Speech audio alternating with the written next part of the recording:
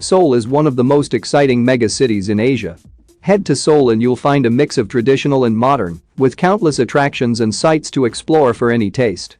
After a little research and wandering around, you'll notice that there's a rich history of over 2,000 years, mountains and parks, countless neighborhoods and a fascinating Korean culture. The list of top things to do in Seoul could go on and on. That's why I thought instead of trying to tackle every attraction the city has to offer, I just cover 10 of the most amazing things to do in this entertaining and delicious city. Let's get started. 1. Namsan Seoul Tower. Namsan Tower is located on top of Namsan Mountain. It is a communications tower that is open as an observation and entertainment tower as well. It was initially built to broadcast TV and radio signals back in 1969, but has been open to visitors and is now a local landmark of the city. The views from the tower are great, but so are the views of the tower from most parts of the city. The top of the tower is the second highest point in Seoul at a height of 236 meters. If you don't want to hike up to the Namsan Mountain, you can take one of the Namsan buses, which are colored green off of Jingmuro Station. There is usually a small wait time, and it only costs around $1. 2. Bukchon Hanok Village. For a taste of Korean traditional culture and architecture, head over to the Bukchon Hanok Village. The village has over 400 traditional Korean houses which are called Hanok. And it's a very cute area where people still live. Some of these Hanoks are used as cultural centers, restaurants, and guest houses, so you can go inside and immerse yourself in the traditional Korean culture. Many visitors like Hanok Village because ancient neighborhoods gives you a feel for what it was like to live in Korea 600 years ago. Amble around the streets admiring beautiful street art, clicking Insta-worthy pictures, digging into local food, and shopping for the souvenirs to carry back with you. 3. Lotte World Tower. One of the newest attractions in Seoul is the Lotte World Tower skyscraper. It's 500 meters above the ground and fifth tallest building in the world at present. Inside the tower are Lotte World Mall, perfect for shopping, Lotte World Aquarium, and the largest Lotte duty-free store. There are several indoor and outdoor observation areas called Seoul Sky at the top on the 123rd floor, offering panoramic view of the whole capital. You can enjoy it by day or by night. To get to the observation deck you need to take the sky shuttle on the inside of the Lotte World Tower, which can reach a speed of 600 meters per minute. 4. Gyeongbokgung Palace. First built in 1395, Gyeongbokgung Palace is the largest of Seoul's 5 grand palaces, built during the powerful Joseon dynasty. Unfortunately, the palace was destroyed during the Japanese invasion in the 1500s, but it was rebuilt and remodeled some 200 years ago.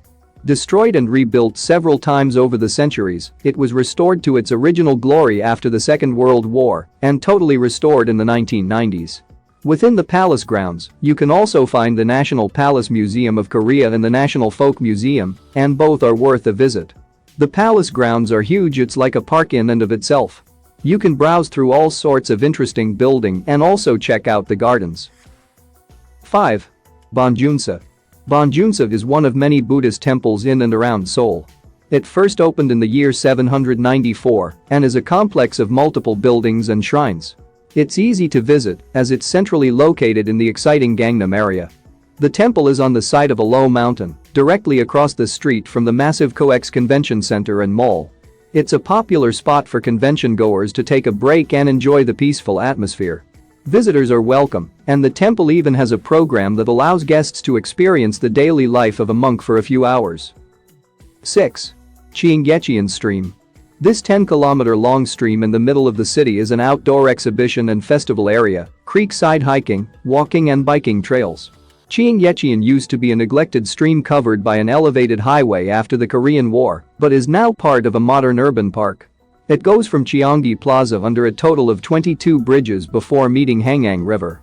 It really has changed the central business district of Seoul by bringing an artery of green into what was a very urbanized, crowded area. 7. Bukchon National Park. Even though South Korea is roughly the size of the US state Kentucky, it has 22 national parks. One of them is located just outside of Seoul.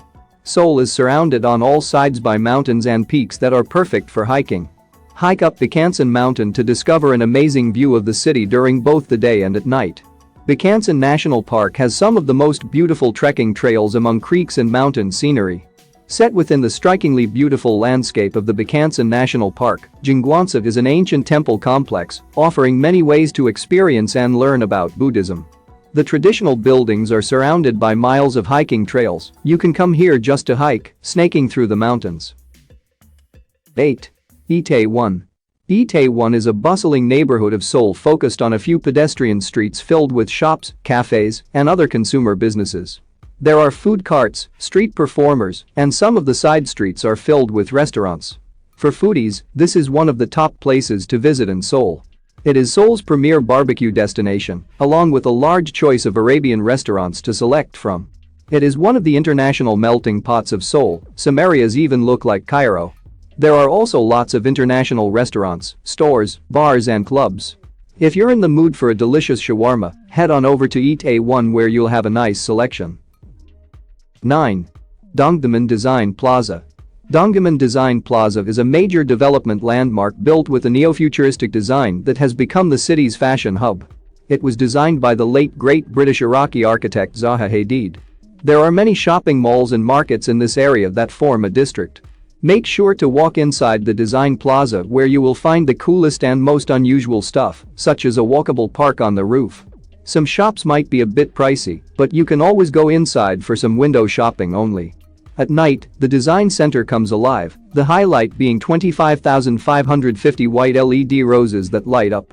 In perhaps Seoul's ultimate contrast, there are ruins of the ancient city fortress, preserved just outside the front entrance of the design center. 10. Insadong. One of Seoul's most touristy areas of town is known as Insadong. If you're looking for Korean souvenirs to bring back, this is a great place, but kind of expensive place to buy things.